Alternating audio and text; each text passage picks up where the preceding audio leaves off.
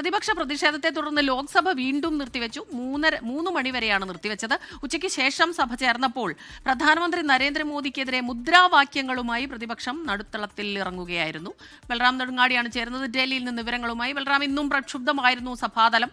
പ്രധാനമന്ത്രിയുടെ മറുപടിയില്ലാതെ നന്ദിപ്രമേയ ചർച്ച അത് തീരുന്നു. പക്ഷേ ഇന്ന് രാജ്യസഭയിൽ പ്രധാനമന്ത്രി സംസാരിക്കുമെന്നും പറയുന്നുണ്ട്. ഇന്നിപ്പോൾ എന്താണ് അവിടുത്തെ ഒരു അവസ്ഥ?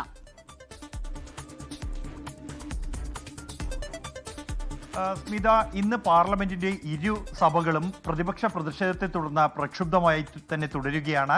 ലോക്സഭയിലാണ് പതിവില്ലാത്ത വിധം ശക്തമായ പ്രതിഷേധത്തിന് വേദിയായത്. ഇന്ന് രാവിലെ സമ്മേളിക്കുമ്പോൾ തന്നെ വിവിധ വിഷയങ്ങൾ, അതിൽ ഈ US-ഉമായുള്ള വ്യാപാര കരാറിനോടൊപ്പം തന്നെ രാഹുൽ ഗാന്ധിയെ, പ്രതിപക്ഷ നേതാവ് രാഹുൽ ഗാന്ധിയെ ലോക്സഭയിൽ സംസാരിക്കാൻ അനുവദിക്കാത്തത്, ഒപ്പം തന്നെ മുൻ കരസേനാ മേധാവി ജനറൽ MM നർവാനിയുടെ പുസ്തകം ഉൾപ്പെടെയുള്ള വിഷയങ്ങൾ ഉന്നയിച്ചുകൊണ്ടാണ് പ്രതിപക്ഷത്തിന്റെ പ്രതിഷേധമുണ്ടായത്. ആദ്യഘട്ടത്തിൽ 63 സെക്കൻഡ് മാത്രമാണ് സഭയ്ക്ക് സമ്മേളിക്കാൻ കഴിഞ്ഞത്. തുടർന്ന് 12 മണിക്ക് സമ്മേളിക്കുമ്പോൾ അത് ഈ നന്ദിപ്രമേയ ചർച്ച, പ്രധാനമന്ത്രിയുടെ മറുപടി പ്രസംഗം ഒഴിവാക്കിക്കൊണ്ട് ശബ്ദ വോട്ടോടെ പാസാക്കുകയാണ് ഉണ്ടായത്. ആ ഒരു ഘട്ടത്തിലും പ്രതിപക്ഷം പ്രതിഷേധവുമായി നടുത്തളത്തിൽ ഇറങ്ങുകയും പ്രധാനമന്ത്രിക്കെതിരായ മുദ്രാവാക്യങ്ങൾ അടങ്ങുന്ന ബാനറുകൾ സഭയിൽ പ്രദർശിപ്പിക്കുകയും ചെയ്തു.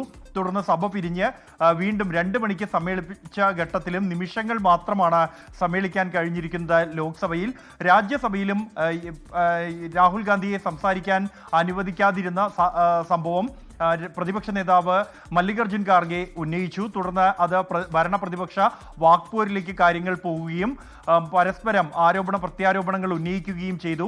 രാഹുൽ ഗാന്ധിയെ ബാലകൻ എന്ന പരാമർശം സഭാ നേതാവ് JP നദ്ദ നടത്തി. അതിന് മറുപടിയായിക്കൊണ്ട് ഭരണപക്ഷത്തിനെതിരെ കടുത്ത വിമർശനങ്ങൾ മല്ലികാർജുൻ ഖാർഗെ ഉന്നയിച്ചു. പ്രധാനമായും ആൾക്കൂട്ട മർദ്ദനവും ബലാത്സംഗത്തിനെയും മറ്റും പിന്തുണയ്ക്കുന്നവരാണ് ഭരണപക്ഷം എന്നുള്ള ആരോപണം അദ്ദേഹം ഉന്നയിച്ചു. ഇതിന് മറുപടിയായി കേരളത്തിൽ കോൺഗ്രസ് ഭരണകാലത്ത് പ്രൊഫസർ TJ ജോസഫിന്റെ കൈവെട്ടിയ സംഭവം ധനമന്ത്രി നിർമ്മലാ സീതാരാമൻ സഭയിൽ ഉന്നയിക്കുകയായിരുന്നു. തുടർന്ന് എന്തായാലും പ്രതിപക്ഷം സഭ ബഹിഷ്കരിച്ചു.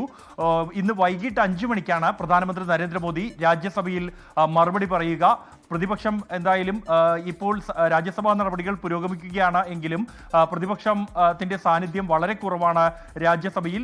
ഏത് തരത്തിലായിരിക്കും പ്രധാനമന്ത്രിയുടെ പ്രസംഗത്തോട് പ്രതികരിക്കുക എന്നുള്ളത് നിർണായകമാണ്. ഒപ്പം തന്നെ പ്രധാനമന്ത്രി ഈ ഉയർന്ന ആരോപണങ്ങൾക്ക് തന്റെ മറുപടി പ്രസംഗത്തിൽ മറുപടി പറയുമോ എന്നുള്ളതും ശ്രദ്ധേയമാകും.